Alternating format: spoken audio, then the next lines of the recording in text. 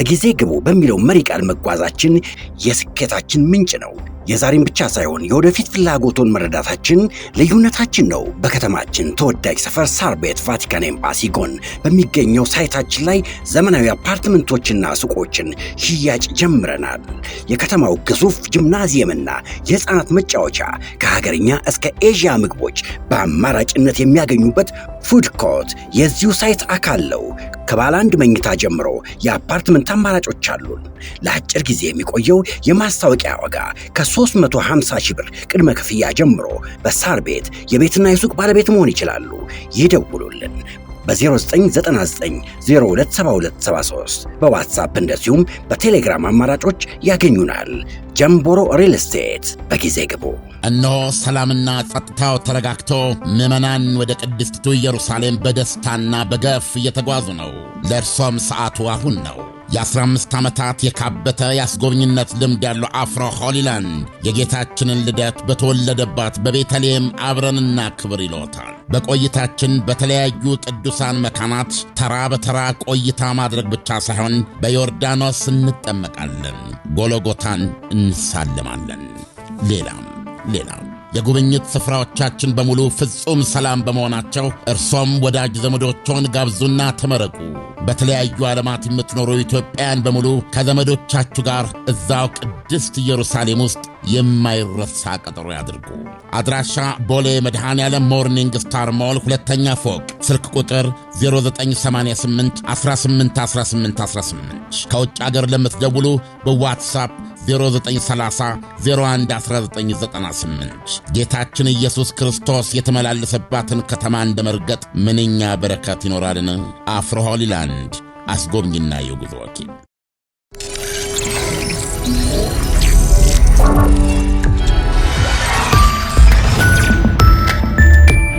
ይህ አዋዜ ነው።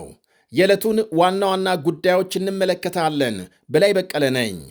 በዛሬው ዕለት መነጋገሪያ ከሆኑ የዓለማችን ዋነኛ ጉዳዮች አሜሪካም የቬንዙዌላን የነዳጅ ጫኝ መርከብ የያዘችበት አንዱ ነው። በቬንዙዌላ ባህር ዳርቻ የተያዘው የነዳጅ መርከብ ጉዳይ ትልቅ ውዝግብ መፍጠሩ ይነገራል። ፕሬዝዳንት ዶናልድ ትራምፕ የመርከቡን መያዝ ከፍተኛ ድል ነው ሲሉ፣ የቬንዙዌላ መንግሥት ዓለም አቀፍ ውንብድና ሲል አውግዟል። የአሜሪካ መንግሥት ባወጣው መግለጫ መርከቡ ከቬንዙዌላና ኢራን ማዕቀብ የተጣለበት ነዳጅ አመላላሽ መሆኑን ገልጧል። የመርከቡ መያዝ ይፋ መሆኑን ተከትሎም በዓለም ገበያም የድፍድፍ ነዳጅ ዋጋ ጭማሪ ማሳየቱ ሲነገር፣ ታዛቢዎች በበኩላቸው የአሜሪካ እርምጃ በቬንዙዌላ የውጭ የነዳጅ አቅርቦት ላይ መስተጓጎል እንዳይፈጥር ስጋታቸውን ገልጸዋል። ቬንዙዌላ ከፍተኛ የነዳጅ ክምችት ካላቸው ጥቂት የዓለማችን ሀገሮች አንዷ መሆኗን በማስታወስ ቬንዙዌላም በፍጹም የአሜሪካ የነዳጅ ቅኝ ተገዢ አትሆንም ብለዋል የሀገሪቱ ፕሬዝዳንት ኒኮላስ ማዱሮ። ካራካስ የሚገኘው የኢራን ኤምባሲም ባወጣው መግለጫም የቬንዙዌላን መንግሥት ቃል በመድገም የአሜሪካ እርምጃም በካሪቢያን ባህር የተፈጸመ ውንብድና ነው ሲል አውግዟል። የአሜሪካ ጦር ኃይል በሕገወጥ መንገድ የቬንዙዌላን ነዳጅ መርከብ መያዙ ይቅርታ የሌለው ዓለም አቀፍ ወንጀል እንደሆነ አክሏል። የቬንዙዌላ መንግሥትና ሕዝብ ሉዓላዊነትና እንዲሁም መብታቸውን ለማስከበር በሚያደርጉት ተጋድሎ ኢራን ከጎናቸው ትቆማለች ብሏል ኤምባሲው። ፕሬዝዳንት ትራምፕ በቬንዙዌላ ባህር ዳርቻ በጣም ግዙፍ ነዳጅ መርከብ ይዘናል በማለት ዋሽንግተን ላይ ለጋዜጠኞች ሲያበስሩ፣ የሩሲያ ፕሬዝዳንት ቭላዲሚር ፑቲን ለቬንዙዌላቻቸው ስልክ ደውለው አይዞህ እያሏቸው ነበር። በእርግጥ ለ2 ዓመታት ገደማም የውጭ የሽብር መረቦችን ይደግፋሉ በሚል አሜሪካም የነዳጅ መርከቦች ላይ ማዕቀብ ጥላ እንደነበር ይነገራል።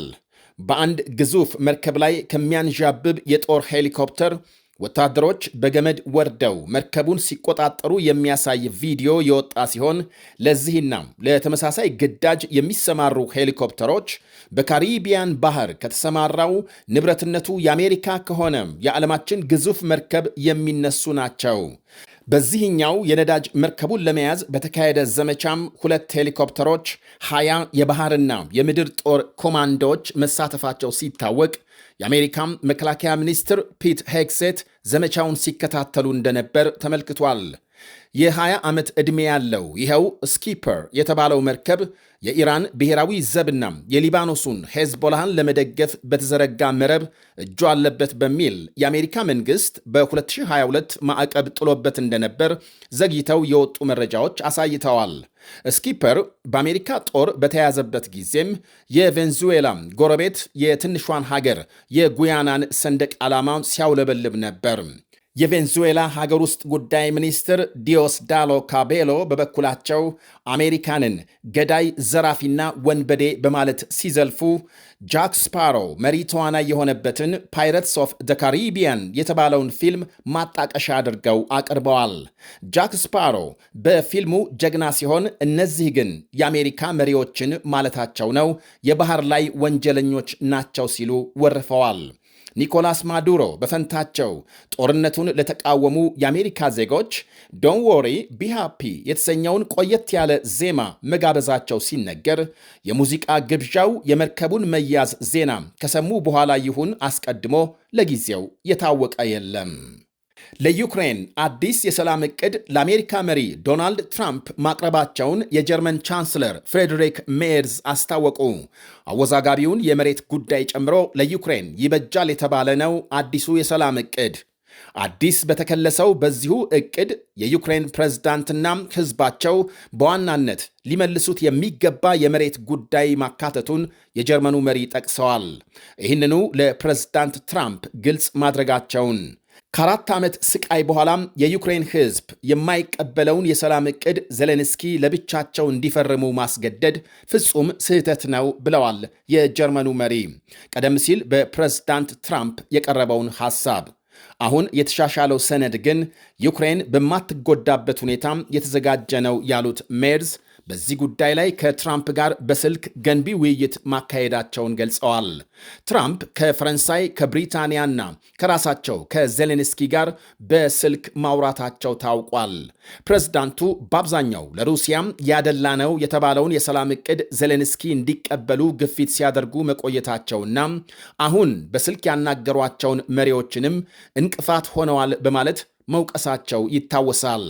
ሩሲያም በከሰል ማዕድን የሚታወቀውን የዶንባስ ምስራቃዊ ክፍል ሙሉ በሙሉ እንዳትቆጣጠር የሚያደርግ ማንኛውንም የሰላም ስምምነት እንደማትቀበል በተደጋጋሚ ገልጻለች።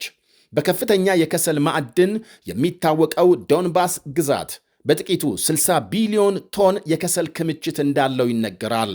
ዩክሬን ግን ዶንባስንና ሌሎች መሬቶችን መልቀቅ ማለት ሩሲያም ለፈጸመችው ወረራ ስጦታ እንደማቅረብ ይቆጠራል በማለት ውድቅ ስታደርግ ቆይታለች። በዩክሬን ሕገ መንግሥትም ሆነ በዓለም አቀፍ ሕግ መሠረት መሬታችንን አሳልፈን የመስጠት መብት የለንም ባይ ናቸው ዜሌንስኪ። እናም አሁን አሻሽለው ባቀረቡት ዕቅድ የመሬት ጉዳይ በምን ሁኔታ እንደሚፈታም በዝርዝር የተገለጸ የለም። በአፍሪካዊቷ ጋናና በእስራኤል መካከል ውዝግብ መፈጠሩ ይነገራል። የጋና ልዑካን ቡድን በእስራኤል አውሮፕላን ማረፊያ መጉላላት ደረሰበት መባሉን ተከትሎ ጋና 3 የእስራኤል ዜጎች ከሀገር ማስወጣቷ ታውቋል። በእስራኤል ቴል አቪቭ በሳይበር ደህንነት ላይ በሚነጋገር ስብሰባ ለመካፈል 7 አባላት ያሉት የጋና ልዑካን ቡድን ቴል አቪቭ ይደርሳል።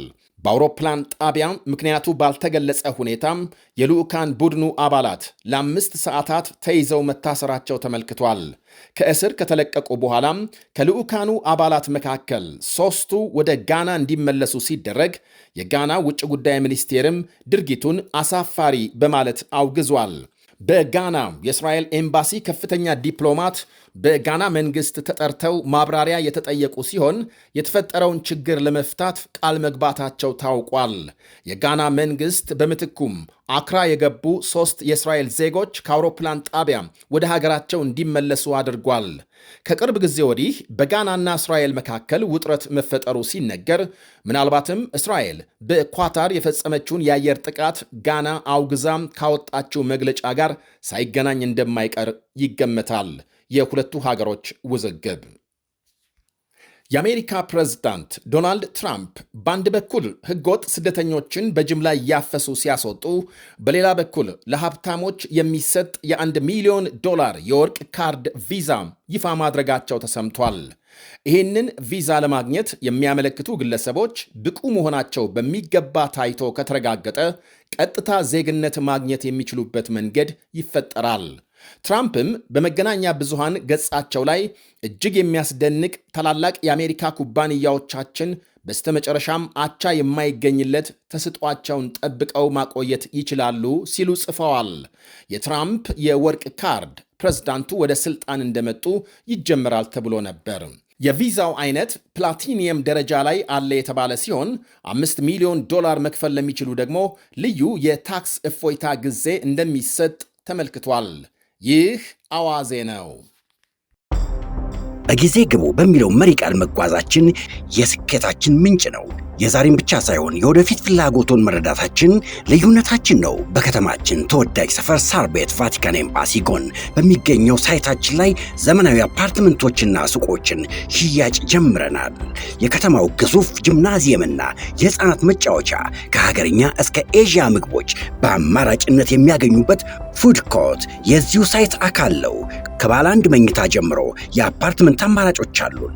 ለአጭር ጊዜ የሚቆየው የማስታወቂያ ዋጋ ከ350 ሺህ ብር ቅድመ ክፍያ ጀምሮ በሳር ቤት የቤትና የሱቅ ባለቤት መሆን ይችላሉ። ይደውሉልን በ0999027273 በዋትሳፕ እንደዚሁም በቴሌግራም አማራጮች ያገኙናል። ጀምቦሮ ሪል ስቴት። በጊዜ ግቡ። እነሆ ሰላምና ጸጥታው ተረጋግቶ ምዕመናን ወደ ቅድስቲቱ ኢየሩሳሌም በደስታና በገፍ እየተጓዙ ነው። ለእርሶም ሰዓቱ አሁን ነው። የ15 ዓመታት የካበተ የአስጎብኝነት ልምድ ያለው አፍሮ ሆሊላንድ የጌታችንን ልደት በተወለደባት በቤተልሔም አብረንና ክብር ይሎታል። በቆይታችን በተለያዩ ቅዱሳን መካናት ተራ በተራ ቆይታ ማድረግ ብቻ ሳይሆን በዮርዳኖስ እንጠመቃለን፣ ጎሎጎታን እንሳለማለን። ሌላም የጉብኝት ስፍራዎቻችን በሙሉ ፍጹም ሰላም በመሆናቸው እርሶም ወዳጅ ዘመዶችዎን ጋብዙና ተመረቁ። በተለያዩ ዓለማት የምትኖሩ ኢትዮጵያውያን በሙሉ ከዘመዶቻችሁ ጋር እዛው ቅድስት ኢየሩሳሌም ውስጥ የማይረሳ ቀጠሮ ያድርጉ።